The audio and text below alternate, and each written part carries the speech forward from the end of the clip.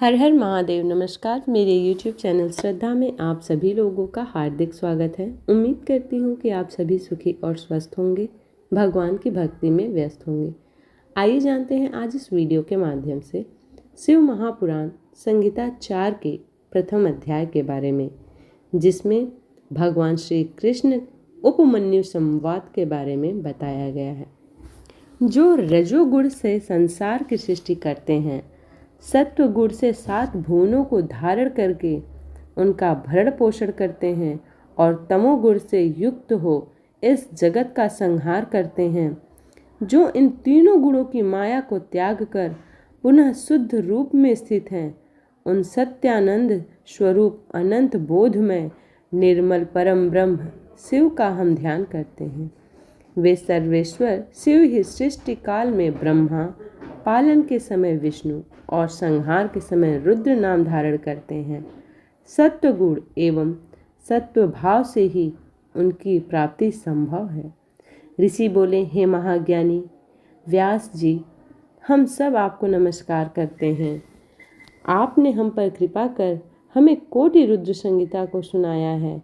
अब हमें उमा सहित में वर्णित श्री पार्वती जी और शिव जी की अद्भुत लीलाओं के बारे में बताइए। ऋषियों की इस प्रार्थना को सुनकर सूत जी बोले, हे मुनिगणों, आपकी प्रसन्नता के लिए मैं परम दिव्य भोग और मोक्ष प्रदान करने वाले इस मंगलमय चरित्र को सुनाता हूँ।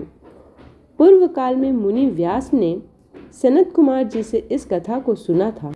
सनत कुमार जी बोले, हे मुनिगणों, आपकी प्रसन्नता के लिए मैं परम दिव्य भोग और मोक्ष प्रदान करने वाले इस मंगल चरित्र को सुनाता हूँ। पूर्व काल में मुनि व्यास ने सनत कुमार जी से इस कथा को सुना था। सनत कुमार जी बोले, हे व्यास जी, श्री कृष्ण पुत्र पाने की इच्छा लेकर कैलाश पर्वत पर तपस्या करने पहुँचे। वहाँ उन्होंने उपमन्यु को तपस्या करते देखा और उनसे सब बातें कही तथा शिव महिमा बताने के लिए भी कहा। तब उपमन्यु बोले, हे श्री कृष्ण, एक बार जप करते हुए मैंने शिव जी का दर्शन किया।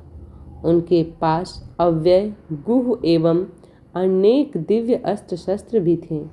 शिव जी का त्रिशूल अत्यंत शक्तिशाली है एवं सागर के जल को एक पल में सुखा सकता है। इसी त्रिशूल से शिव जी ने लवणासुर का वध किया था। वहाँ मैंने एक फरसा देखा जो अत्यंत तीक्ष्ण धार वाला है। यही फरसा शिव जी ने परशुराम को दिया था। साथ ही वह सुदर्शन चक्र भी था जो करोड़ों सूर्य के समान प्रकाशित हो रहा था। शिव जी का पिनाक नामक धनुष, तलवार, गदा आदि शस्त्र भी मैंने वहाँ देखे। तत्पश्चात मैंने त्रिलोकीनाथ कल्याणकारी भगवान शिव को वहाँ पर देखा। उनकी दाहिनी ओर ब्रह्मा जी हंस से जूते विमान में बैठे थे और बाईं ओर श्री हरि विष्णु गरुड़ पर बैठे हुए थे। मनु, भृगु आदि ऋषिगण, देवराज इंद्र सहित सभी देवता वहां उनके सन्मुख खड़े थे। रुद्र जी के पास ही नंदी एवं अन्य भूतगण बैठे थे। सभी हाथ जोड़कर अपने आराध्य देव की स्तुति कर रहे थे। उन्हें देखकर मैंने भी सर्वेश्वर शिव की स्तुति करनी आरंभ कर दी। तभी शिव जी ने मुझे साक्षात दर्शन दिए और बोले, हे ब्राह्मण, मैं आपकी भक्ति से प्रसन्न हूँ, अपना मनचाहा वर मांगो।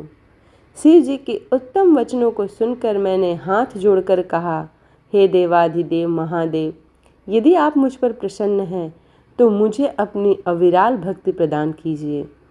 प्रभो, मुझे मेरे परिवार सहित दूध भात का भोजन सदा मिलता रहे। उपमन्यु के वचन सुनकर शिव जी बोले, तथास्तु, तुम सब मुनियों में परम ऐश्वर्यशाली होगे तथा तुम्हें सदैव अमृतमय क्षीर की प्राप्ति होगी। जब भी तुम भक्ति भाव से मेरा ध्यान करोगे, मैं तुम्हें दर्शन दूंगा। यह कहकर शिव जी वहाँ से अंतर ध्यान हो गए। हे कृष्ण, भगवान शिव ही सब तत्वों के ज्ञाता हैं। वे ही सर्वेश्वर हैं और इस संसार का हित और कल्याण करने वाले हैं। अतः पुत्र प्राप्ति हेतु तुम शिव जी की आराधना करो। इस प्रकार शिव महापुराण संहिता 4 का प्रथम अध्याय समाप्त होता है। उम्मीद करती हूँ कि आज की ये वीडियो आप लोगों को पसंद आई हो। वीडियो पसंद आई हो तो वीडियो को लाइक करें, शेयर करें और चैनल को सब्सक्राइब करें। इसी प्रकार की भक्तिभाव और पूजा पाठ से जुड़ी हुई वीडियोस को प्राप्त करने के लिए चैनल को सब्सक्राइब करना ना भूलें। मिलते हैं अगले अध्याय में, तब तक के लिए हर हर महादेव।